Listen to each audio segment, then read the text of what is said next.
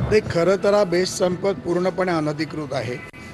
बेस्टमध्ये ज्या दोन मोठ्या युनियन आहेत त्यापैकी एक श्रमिक उत्कर्ष सभेचा स्वतः मी अध्यक्ष आहे. दुसरी जे बेस्ट कामगार संघटना आहे त्याच्यामध्ये शशांकरावजी, शरदरावांचे चिरंजीव हे अध्यक्ष आहेत. आणि 90% BSTचे ओरिजिनल कर्मचारी आमच्याबरोबर आहे. ही ज्या पद्धतीमध्ये संप केला गेला, ह्या कॉन्ट्रॅक्च्युअल ज्या बसेस आहेत त्यांचा संप केला गेला आहे. लोकांना धारेवर धरण्याचं काम आहे. मला वाटतं उभाटा आणि कम्युनिस्ट आणि काँग्रेसच्या काही युनियनच्या माध्यमातून हे केलं जातं आहे. मुंबईमध्ये परीक्षांचा काळ असताना, ॲडमिशनचा काळ असताना अशा पद्धतीमध्ये मुंबईकरांना धारेवर धरणं योग्य नाही. म्हणूनच आतापर्यंत उभाटाला मुंबईकरांनी त्यांची जागा दाखवून दिली. परंतु काल कोर्टाने मेस्मा लावण्याचा निर्णय घेतला आहे. मी आत्ताच माननीय पोलीस आयुक्तांशी देखील बोललो. आमची लोकं डेपोमध्ये आहेत. काही ठिकाणी बस फोडण्याचं देखील काम केलं गेलं, परंतु जशास तसं उत्तर देखील दिलं जाईल. आणि मला वाटतं की आता आमच्या लोकांनी बसेस बाहेर काढायला सुरुवात केलेली आहे. खरं तर 4000 बसपैकी फक्त 300 बस ड्रायव्हर हे BSTचे आहेत, बाकी सगळ्या कॉन्ट्रॅक्च्युअल बस आहेत. त्यामुळे मी माननीय मुख्यमंत्र्यांना विनंती करणार आहे की या कॉन्ट्रॅक्च्युअल बस टर्मिनेट करून तात्काळ BST कर्मचारी त्या बसेसवरती घेतले पाहिजेत. आणि अशा प्रकारची ब्लॅकमेलिंग हे मुंबईकरांना वेटीस धरण्याचं जे काम करत आहेत ते कुठेतरी थांबलं गेलं पाहिजे. माझी काल देखील बातचीत झाली शशांकरावची. आता देखील सकाळी 6 वाजल्यापासून सातत्याने मी बोलत होतो, त्याचमुळे मला 15-20 मिनटं खाली उतरायला उशीर झाला. परंतु आता परिस्थिती निवळत आलेली आहे. सकाळी 5:30-6 वाजता काही गुंड प्रवृत्तीच्या लोकांकडनं काही बसेसवरती दगड मारले गेले, परंतु कर्मचारी न घाबरता आता मुलुंड डेपो असेल, मागोटणा असेल, वडाळा असेल, कुर्ला असेल, धारावी असेल, बऱ्याच ठिकाणी कुलाबा असेल, बऱ्याच ठिकाणी कर्मचाऱ्यांनी बसेस बाहेर काढायला सुरू केलं आहे. मला वाटतं की येणाऱ्या 1-2 तासात संपूर्णपणे हे निवळलेलं दिसेल. 100% कारवाई केली पाहिजे. मी आता इथून आज मुंबईला गेल्यानंतर उद्या माननीय मुख्यमंत्र्यांची भेट घेणार आहे, आयुक्तांची भेट घेणार आहे. ज्या ज्या संघटनांनी अशा प्रकारे मुंबईकरांना वेटीस धरण्याचं काम केलं, ज्या कर्मचाऱ्यांनी अशा प्रकारची कृत्ये केली, त्यांच्यावरती मेस्मा लावला पाहिजे. नाही, त्याला जबाबदार निश्चितपणे उभाटा शिवसेनेची लोक आहेत.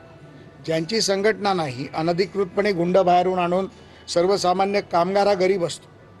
एखाद्या बसवर दगड मारल्यानंतर कामगार म्हणतो की मी कशाला त्याच्यात पडू, परंतु तरी देखील आम्ही सातत्याने आमच्या कामगारांचं मनोधैर्य वाढवतो आहोत. मी देखील अनेक कामगार नेतृत्वाशी आमचे बस डेपोमध्ये प्रत्येकमध्ये डेपोचे इन्चार्ज आहेत, त्याला डेपो मॅनेजर म्हणतात, त्यांच्याशी देखील मी बोलतो आहे आणि लोकांना बाहेर काढण्याचं आम्ही काम करतो. नाही, माननीय मनोजदादा जरांगे पाटलांनी मला असं सांगितलं होतं की आमची ज्या वेळेला भेट झाली आणि त्यांचं उपोषण आमच्या विनंतीनंतर त्यांनी मागे घेतलं. मुख्यमंत्र्यांनी त्यांच्या अटीपैकी सर्व काही अटी मान्य केल्या, त्यानंतर काम सुरू झालं. मला वाटतं की आत्तापर्यंतच्या इतिहासात जेवढे GR निघाले नाहीत त्याच्यापेक्षा जास्त GR ह्या मागच्या 7 दिवसात 12 दिवसात आम्ही काढण्याचा प्रयत्न केला. 30 तारखेला उपोषण संपल्यानंतर आज 19 तारखेवरती आपण उभे आहोत. मला वाटतं जवळजवळ 13 ते 14 मागण्या त्यांच्या पूर्णत्वाकडे जाताना आपल्याला दिसत आहेत. दादानी मला सांगितलं होतं की माझं समाधान झालं तर निश्चितपणे मी तुम्हाला माझ्याकडे जेवणाचं निमंत्रण करेन. त्यांनी खरं तर मला 14-15 तारखेचं निमंत्रण दिलं होतं, पण 14-15 तारखेला मी मुंबईमध्ये नसल्या कारणामुळे मी येऊ शकलो नव्हतो आणि दादाही दौऱ्यावर होते. तर आता 19 तारखेचं आमचं ठरलं होतं, त्याप्रमाणे मी आज आलो आहे. आज दादांची भेट घेईन. त्यांच्यासाठी काही कागदपत्रं जी त्यांना हवी होती सरकार दरबारून ती देखील मी आणलेली आहेत. ती देखील कागदपत्रं त्यांना दिली जातील. काही लोक मीडियाच्या माध्यमातून चुकीच्या पद्धतीने लोकांमध्ये संभ्रम पसरवण्याचा प्रयत्न करतायत. तो संभ्रम काय हे देखील त्यांच्या निदर्शनास आणून देईन.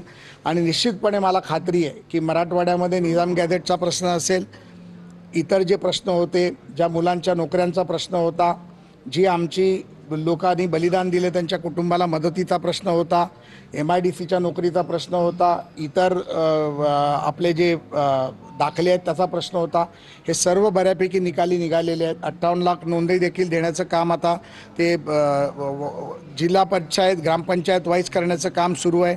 ते देखील येणाऱ्या 10-15 दिवसात त्यांना हँडओव्हर केलं जाईल, प्रत्येक ग्रामपंचायतीला दिलं जाईल. मला वाटतं की सर्वच मागण्या जवळजवळ पूर्ण होत आहेत.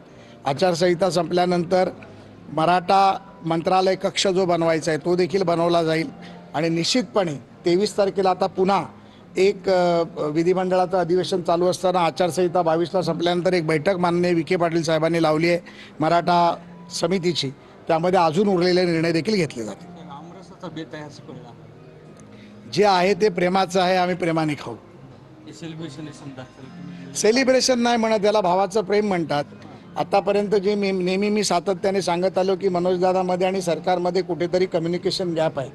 अजूनही मी असं म्हणणार नाही की मी त्यांना 100% सॅटिस्फाईड केलं, किंबहुना मी त्यांच्या 100% मागण्या मान्य करू शकलो. परंतु माझा सातत्याने हा प्रयत्न राहील की सरकारच्या मध्ये आणि मनोजदादामध्ये मी एक पूल बनून राहावं. आणि सातत्याने माझा हा देखील प्रयत्न राहील की इतर समाजाची लोकं देखील दुखावणार नाहीत याचा काळजी मी घेणार आहे. प्रत्येक समाजाला न्याय देण्याचा आपला प्रयत्न राहील. अनेक इतर समाजाचे नेते, लोक, कार्यकर्ते देखील मला फोन करतात की ज्या पद्धतीमध्ये तुम्ही मराठा समाजाचे सेतू झाला तसं आमच्याही देखील विषयामध्ये तुम्ही लक्ष द्या. निश्चितपणे लोकांनी जर साथ घातली तर त्याला प्रतिसाद देण्याचं काम मी करेन. प्रश्न सातारा गॅझेटियरसाठी 1 महिन्याची हे केली, मुदत दिलेली. नाही, सातारा गॅझेटियरच्या बाबतीत माननीय दादांना आम्ही फार स्पष्टपणे सांगितलं होतं.